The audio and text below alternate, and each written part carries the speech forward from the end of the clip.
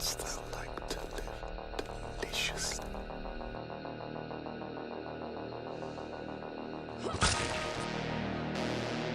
Chaos reigns. Please don't scream. Nah, Sid, don't you blame the movies. Movies don't create psychos. Movies make psychos more creative.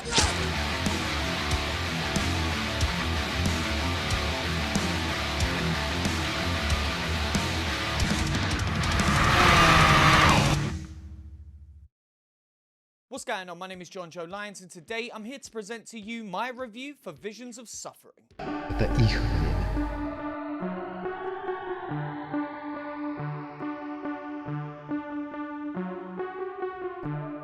Written and directed by Andrei Iskanov, Visions of Suffering stars all of these people. Visions of Suffering is alive with outrageous special effects and astonishing visuals that propel the viewer into a surreal world that she may never escape from. Demons stalk a victim in his sleep. They appear whenever the rain falls and threaten to break free from the land of dreams into the conscious world. A drug-induced vision allows the demons to escape their hellish realm, and the victim is dragged into their nightmare domain. I just don't even know where to begin with this one. I am so confused. This is Visions of Suffering.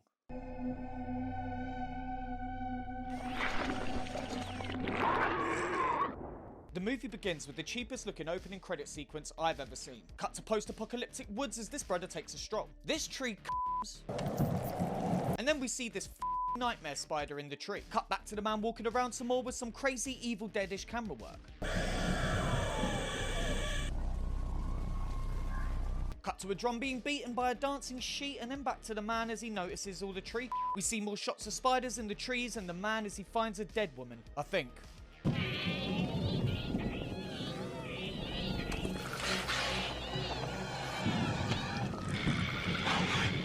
Okay, cool. This movie was clearly a good choice. The man then walks on as this individual keeps beating the drum. The man takes a closer look at the tree and the drum is beaten some more. The man approaches the drummer, who then attacks. Cut to the man waking up in bed. He explains he has nightmares every time it rains. The dreams feel real when he worries that they are a harbinger of a coming storm. Спасибо небу, что мы можем проснуться. The phone rings, and when the man asks who it is, he only hears the weird noises from the dream world. He slams the phone down, trying to get it to stop.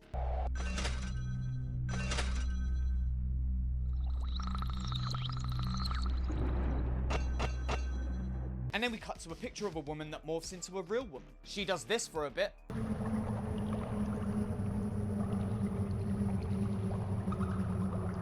Then we zoom out into the real world again. Okay, cool. Cut back to the man where he does a literal double take and then looks down the stairs for a bit before knocking on a door. The person opens the door and the man asks to use their phone as his is broken from the beating he just gave it. He's allowed inside and calls a repairman. Cut to a shot of lush greenery in front of an industrial backdrop, then back to glasses as he makes coffee. He then unwraps a lovely looking fish sandwich. And we get to see the fish's POV as the man takes it from one room to another.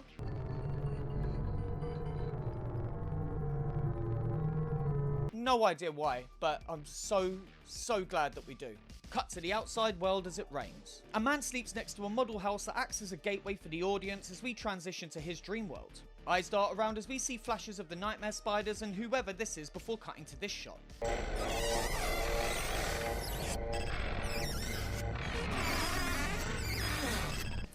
Brilliant.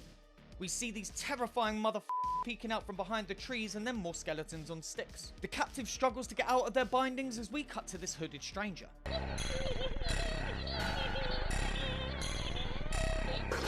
No.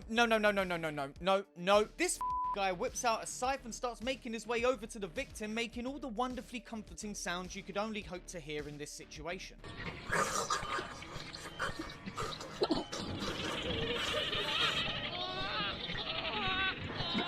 The maniac, who I'm now only just noticing has a nightmare spider on its face, stops the chaos for a moment and everything goes quiet. They then rip the spider off of themselves.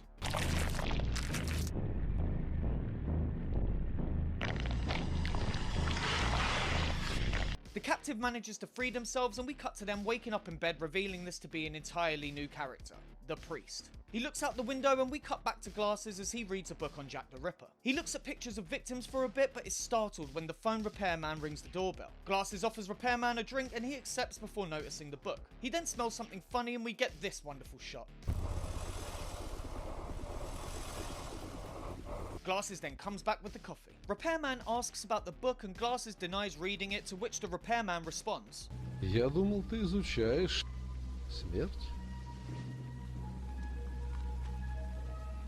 Cut to some greenery and then to the repairman who asks if Glasses knows that vampires exist. We see lights in the phone and then the repairman goes on to explain vampires. The repairman leaves and as he walks down the stairs, he looks out of the window and this happens.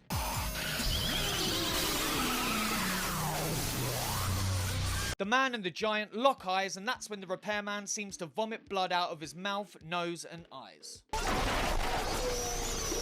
Cut to Glasses as he questions whether or not he still might be dreaming as he hears the repairman scream. He looks through the peephole, seeing nothing out of the ordinary. We then go into the phone, see this weirdness, then Glasses drops it and we see the picture of the woman falling to the ground. Cut to the priest as he does some calculating. We see he has a picture of the same woman on his desk and hears a voice chatting this. Я люблю тебя, Лойка Забарова, но свободу свою я люблю больше тебя. He goes to get a drink, then feeds something to his dog out of the microwave and takes his seat. He finds some flyers for a nightclub and then we cut to the club Delirium. In the club, the priest watches as a woman has her top ripped off and is then viciously beaten by this guy. Cut to the lavatory where a man puts on a glove to fish some drugs out of the toilet. He gives him a rinse and then we cut back to the priest. The priest then starts reading a book on witches and demonology. Look, movie, if you could just maybe find it within your heart to slide me even the smallest percentage of an inkling as to what the actual is going on, maybe I might start to enjoy it. We see quick flashes of the priest and Glasses attempting to sleep as the voiceover explains nightmares with special attention paid to the word angst. В 95 году, чтобы описать невроз. The priest looks through some more pictures of the woman, placing them in the book and continues to look at the images inside. Cut to Glasses lighting up a smoke. Outside it's raining and Glasses notices this weird milling about. Weirdy then starts speaking in tongues.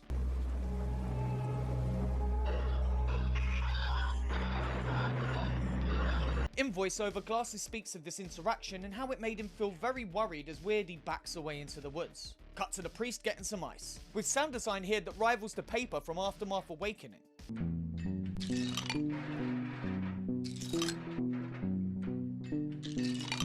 He steps outside and looks around for a bit, seeing what looks like a couple of nightmare spiders attached to the building next to him. Inside, he tries to make a phone call, but only hears the same nightmare fuel Glasses heard earlier. Cut to the priest looking at the picture of the woman and then doing his makeup to match hers, I think. Cut to him getting on his jacket and heading out. Cut to Delirium, where this lady injects whatever this is into her leg, and this fella does a knife show of some nature, during which we see somebody reading a book on human dissection and these people carrying in a coffin.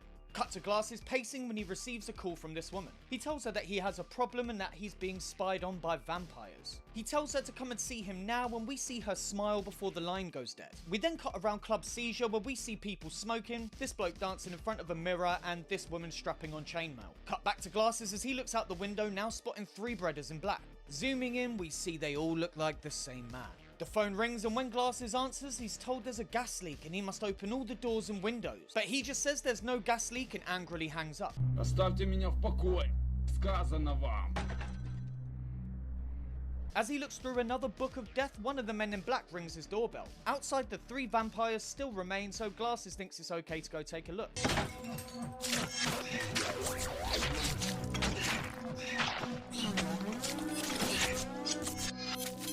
He tries to call the police, but the voice on the other end simply apologizes for not killing him. He puts the phone down, which then melts in front of his eyes. Cut back to the club where people dance and do drugs. The girl doing the drugs has the same makeup job as the woman in the picture. She's injected and we see this hilarious shot of a 3D skull shooting through her veins.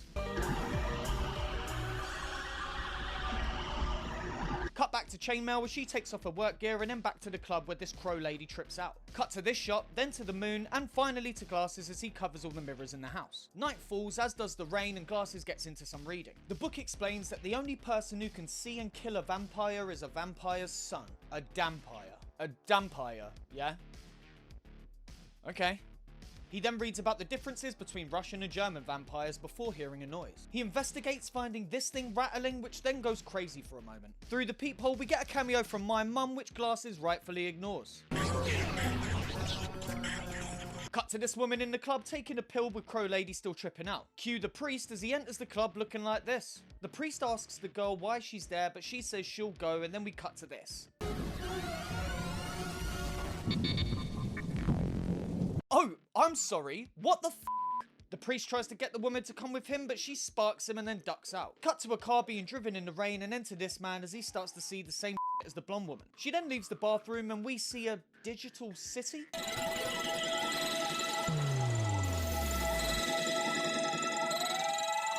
And then everything just goes off the rails.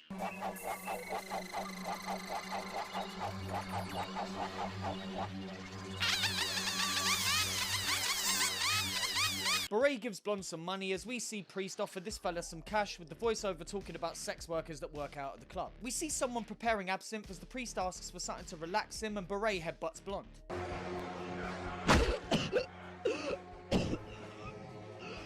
She falls, blood pouring from her nose as the dealer reads out his menu, and we watch Beret kick the shit out of her. Priest buys a pill and pops it as Beret continues to f up Blonde. Priest then tells the dealer of nightmares he has about death, madness, and anxiety. We see shots of the nightmare world and of those amazing skeletons in cages, then the woman's picture in a house. The bottle of liquor next to the picture breaks and we cut back to Beret still somehow slapping up Blonde, complete with kung fu sound design. The picture then starts to morph when suddenly a mist or something exits the frame, passing the small house model, which smashes on the ground, and then this thing flies out of that and through the window.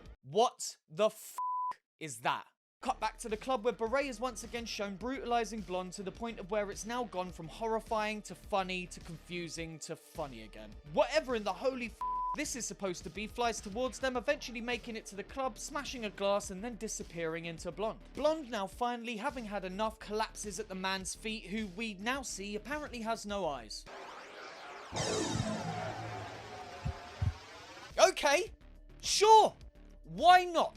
Cut to this green porthole looking out to some underwater area, and then back to the club as Beret picks up Blonde and carries her out. Cut to Beret walking Blonde down this beautifully rendered corridor and dropping her in a bathtub. He turns on the tap and washes the blood from his hands before we cut to the priest. His voiceover talks about getting there and how a friend had advised him on how to do it. He talks about a hallucinogenic drug and its history, and then we cut back to Beret, who's getting dressed. The lights start flickering, so he lights some candles, noticing the toilet's filled with whatever that is. He hears monstrous noises and looks out the window where he sees this building and visions of death. A creature's hand beckons him and then slams up against the window, frightening him.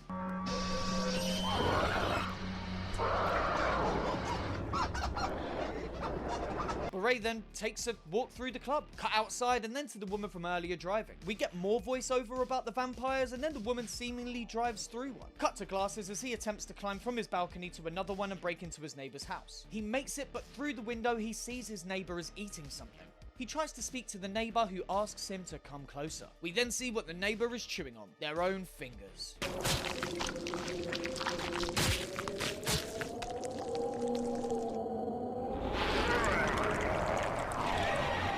This startles Glasses out of the flat and back to his own, accompanied by these 3 lights. He makes it inside his flat, and then we cut back to the nightclub where the priest sits in exactly the same position. We see the world around him start to change as the drugs finally kick in, but see no recognizable change in his face. Cut to Beret as he walks into another room with a coffin which cracks open, revealing the corpse inside. The corpse then starts to make baby noises.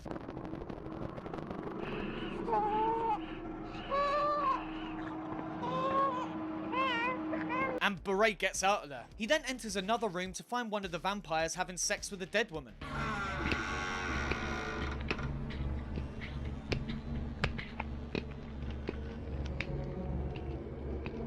And talk about out the frying pan, am I right? Eh? Cut to the priest watching someone spit fire, which illuminates aliens, I think. Then back to the vampire plowing away. He finishes and puts himself away, and then we cut back to the priest. A shadow demon alien hand extinguishes the flame, and then we cut back to Beret entering the room again with the vampire now gone. He looks at the corpse lady and then hides as the vampire wakes up. He then watches as...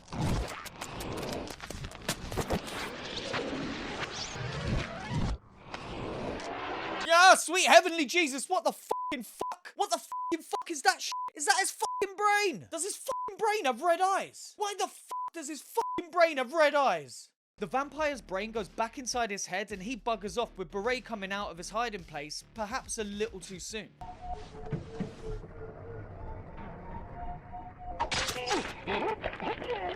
Cut to the priest somewhere. He sees a vampire feeding and then the nightmare world closes around him. We see the scythe being sharpened and the priest getting the out of there. He hears a knocking sound and looks down to see the plaster breaking away, revealing this little cannon gun thing. His hair suddenly grows long, and then the cannon shoots the priest, blowing out his kneecap.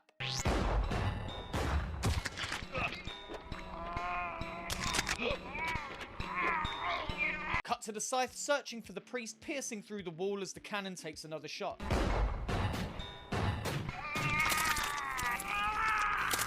The scythe then finds its target, slicing up through the man's balls up to his heart, and then he gets stabbed to all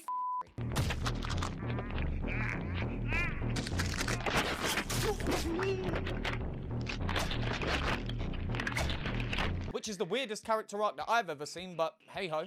Cut to Glasses whacking on a shirt. We see a knife as he knocks back some drinks and draws for a weapon of his own. Cut to Green, the woman in the car, and some Russian scenery. Cut back to Glasses as one of his doors opens, but he forces it shut again, locking it. We then see what I'm assuming is supposed to be vampire hands scratching at the glass. He then sticks on a record. A breeze comes through one of the covered up mirrors, knocking over a vase of flowers, which he then picks up, seeing the mirror has now become a portal to the nightmare world.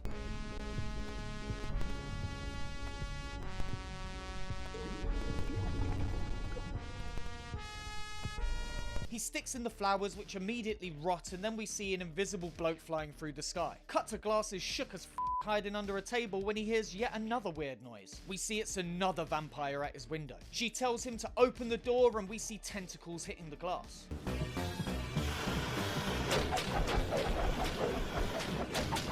She tries to break him with no success, and then her face starts to distort.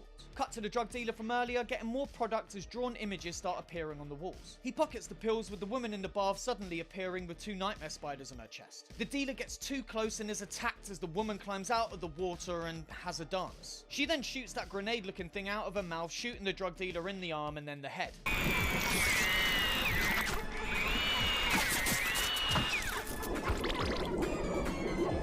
We watch as the dealer tries to put his brain back in for a bit before getting finished off.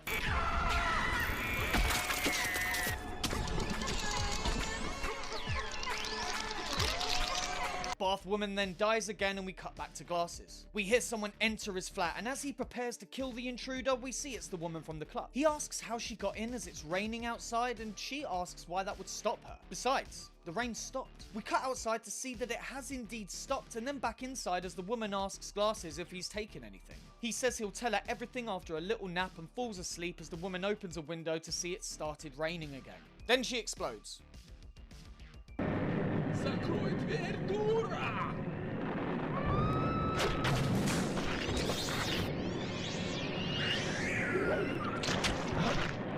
We then watch as the entire building starts spinning and the vampire brain infects Glasses, sending its tentacles into him through any and all orifice. The building then disappears. We then cut to morning as a rainbow shines brightly above the tower blocks. The end.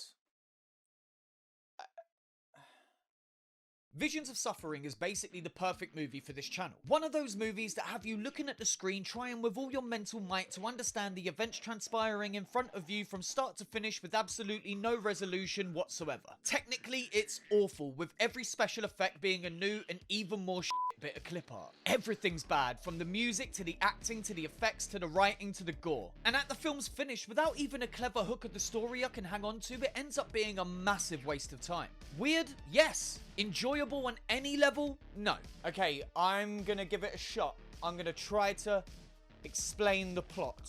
Both the priest and Glasses are the same character, and the vampires are an allegory for addiction, as they usually are. The man was a priest, lost his girlfriend, descended into drugs, and his death is the death of his good side as he becomes the paranoid mess that is Glasses. The woman is their partner that left them due to addiction, and that's why she's dead in the nightmare world. For all intents and purposes, dead to them. Alternatively, could it be Glasses that was the addict, killed his girlfriend, and then became the priest? His death is the last moment of the collective character's life, and that's when we see everything that led led him to there. He dies because he dips back into the drug scene after years of sobriety. The girl even asks him if he's on something when we've had no evidence that he's ever taken drugs. Clearly the character has a history of it. Oh, and Beret was probably him too. Don't know who drug dealer was. Really, as with most films of this nature, it could mean anything. Granted, that is why I love this weird corner of horror, but I need something else here. Even if the film was just a little bit more violent, or somebody vomited on someone else just once, a little bit extra on top would have really made this film a lot easier to swallow.